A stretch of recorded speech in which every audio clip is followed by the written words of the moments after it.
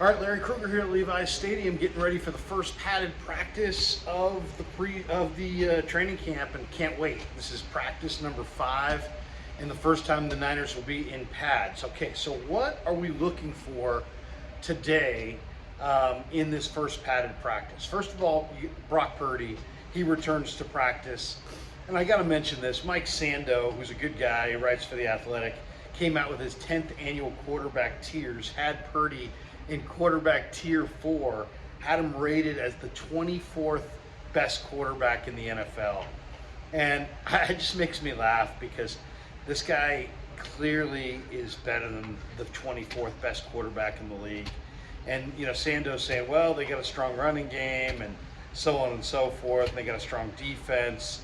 It is amazing how, you know, when the quarterbacks usually get not enough credit until all of a sudden there's an avalanche and then it's all the quarterback. And I think you're going to see that turn around so much this year. The narrative of, well, you know, Brock's lucky to be running this offense and he's just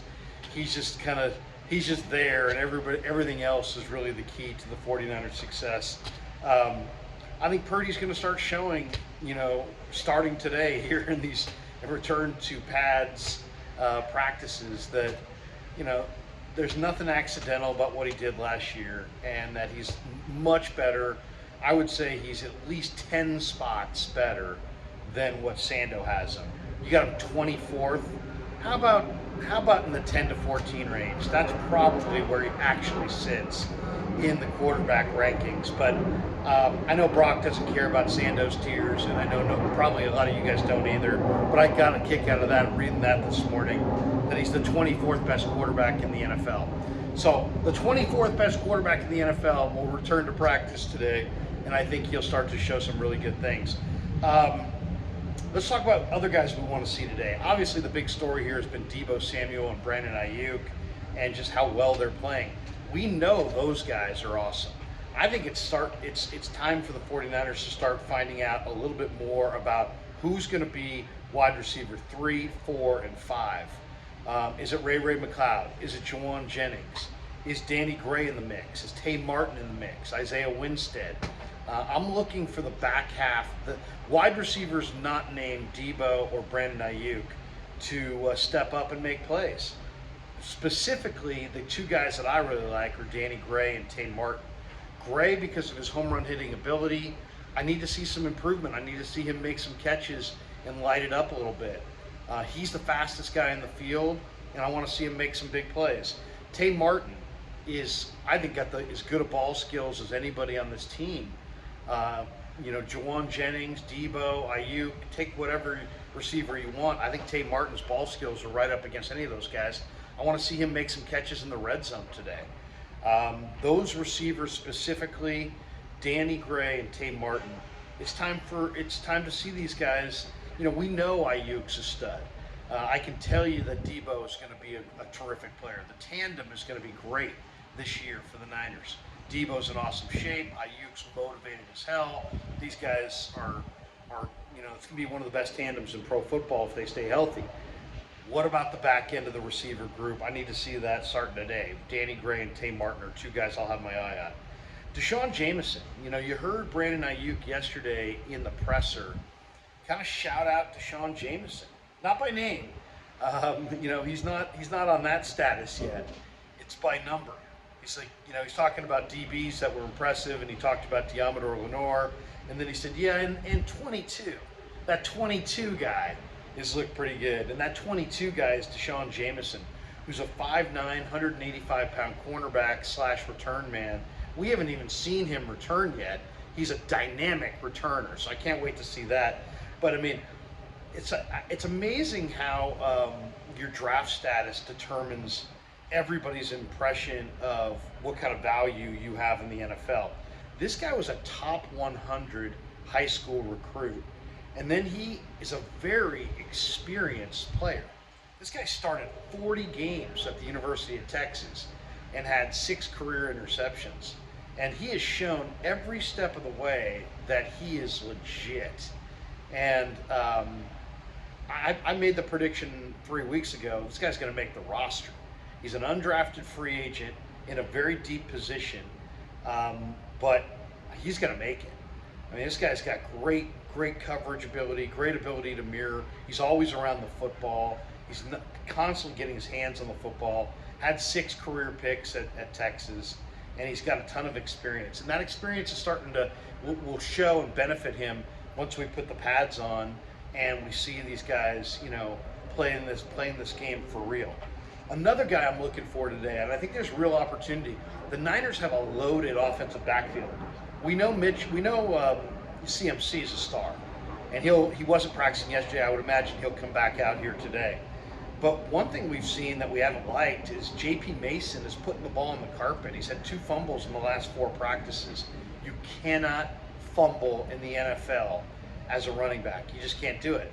And you don't. And the leash is always short.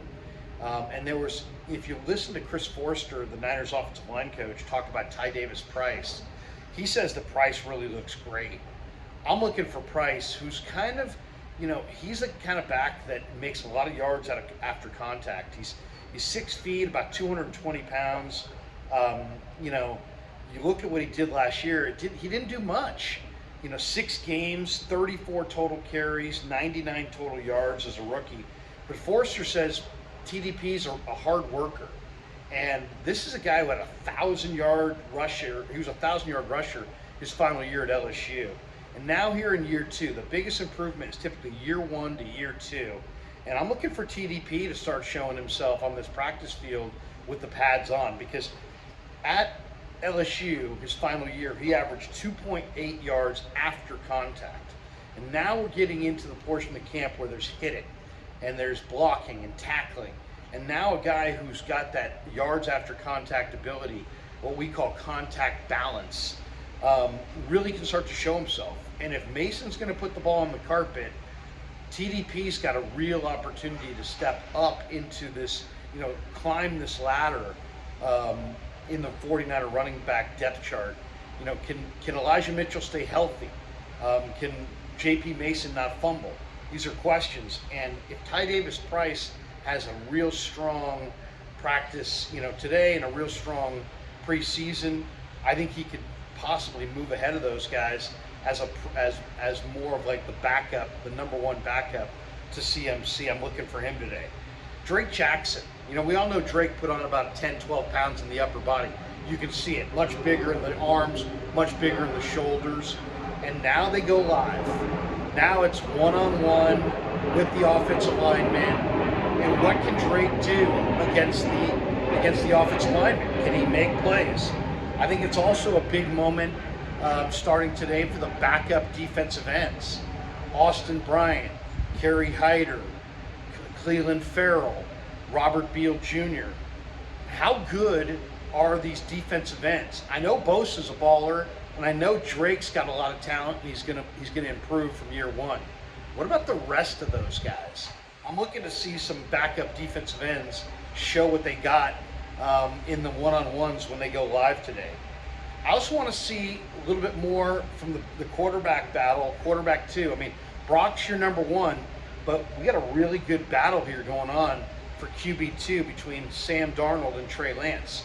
Darnold was awesome yesterday. Can he keep that momentum going?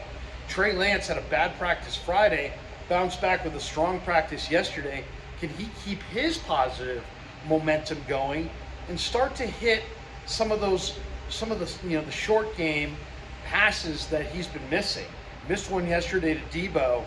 Those are the passes he's going to have to complete on consistently if he's going to beat out Darnold, especially if Darnold keeps playing at a really high level.